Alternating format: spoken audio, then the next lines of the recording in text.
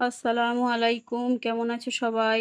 আশা করি সবাই খুব ভালো আছো। আলহামদুলিল্লাহ আমরাও ভালো আছি।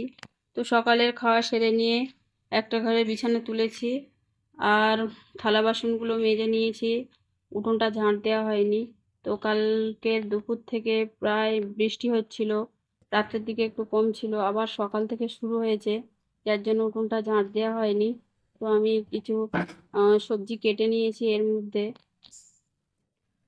থালা বাসনগুলো মেজে সেগুলো উপর করে দিয়েছি। আর এইদিকে আর একটা ঘরের বিছানা তুলতে চলে আসলাম। তো দেখো, বিছানাগুলো তুলে নিচ্ছি আমি। আর ওদিকে সবজিটা কেটে নিয়েছি, আর যে অল্প চিংড়ি রয়েছে সেই চিংড়িটা কাটা হয়নি, তো ওর থেকে কিছু অল্প চিংড়ি নিয়ে কাটবো, ওটা কাটা এখনো বাকি আছে। তো ঘরও ঝাঁট দেওয়া হয়নি। তো আজকে একটা জায়গায় যাওয়ার কথা ছিল বিশেষ দরকারে, তো সেখানে যাব, যার জন্য কিছু কিছু কাজ করেছি, আবার কিছু বাদ রয়েছে। যে অসুবিধা হয়ে গেছে, বৃষ্টিটা সকাল থেকে বন্ধ হয়নি। তারপরে ছেলের জামা কাপড় ছিল স্কুলের, ও আবার আজকের গোসল করেছিল, যে জামা কাপড়গুলো পরেছিল সেগুলো সব মিলিয়ে সেগুলো কাচা ধোয়া করা হলো। ধুয়ে একবার বাইরে মেলে এসছি, আবার বৃষ্টি এসছে, আবার সেগুলো তুলে নিয়ে এসছি, এই 2-3 বার করে করছি। তো বৃষ্টিটার জন্য মানে সব কিছু যেন গুলিয়ে যাচ্ছিল। তো যাই হোক, সেগুলো তুলে নিয়ে জড়ো করে রেখে দিয়ে আর এদিকে ঘরটা আমি গুছিয়ে নিলাম। আর তারপরে দেখো, টেবিলটা একটু সামান্য অগোছালো ছিল, আগের থেকেও পরিষ্কার ছিল। তো আমি আবার একটু ভালো করে গুছিয়ে নিলাম, আর এদিকে একটা কাপড় দিয়ে টেবিলটাকে ভালো করে মুছে নিলাম।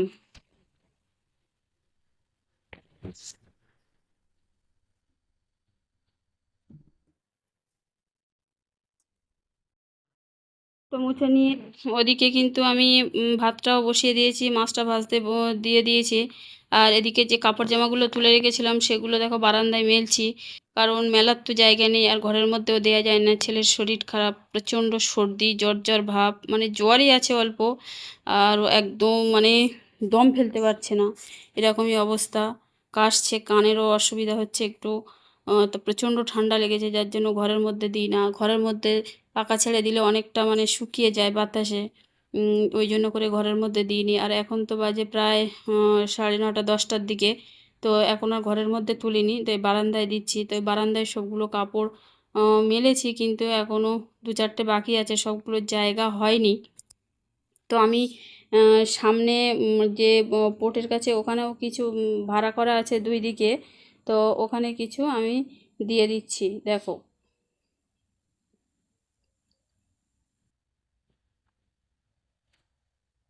তো এগুলার ওখানে জায়গা হয়নি, আর দুটো ঘর এমনিতে ফাঁকা রয়েছে। তো যখন আমরা দুপুরবেলা খাওয়া দাওয়ার পর শুই, তখনও পাখাটা চলে, তখনও দিয়ে দিই।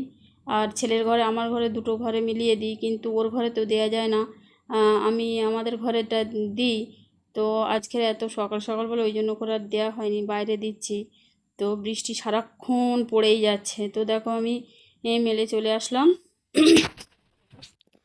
আর এদিকে ভাতটা বললাম হয়ে গেছে, আমি নামিয়ে এ, নিয়েছি। আর একটু ভাতটা মানে এর উপরে দিলাম, গ্যাসের উপরে দিয়ে একটু তলাটা একটু জাল করে নিলাম। আর ফুলকপি আলু মাছের তরকারিটা বসিয়ে দিয়েছিলাম, তো এখানে ঝোল দিয়ে দিয়েছি।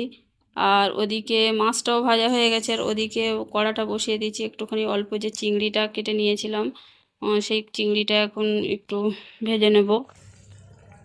তো দেখো, তেল দিচ্ছি আর চিংড়িটা ভাজবো। আর লাউ কেটে নিয়েছি, লাউ আর ওই চিংড়ি দিয়ে করব। আর ফুলকপি আলু মাছ দিয়ে টমেটো দিয়ে ঝোল করব। তো ছেলে চিংড়ি খাবে না, ওর অ্যালার্জি, আমারও আছে, কিন্তু খাই টুকটাক। আর ও তো একদমই খেতে চায় না।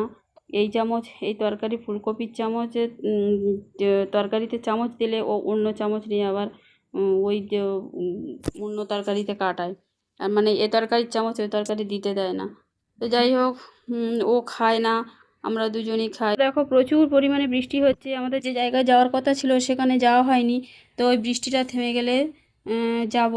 তো বৃষ্টিটা থেমে গেছিলো 2:30টার দিকে আমরা গিয়েছিলাম, তো আমাদের কাজ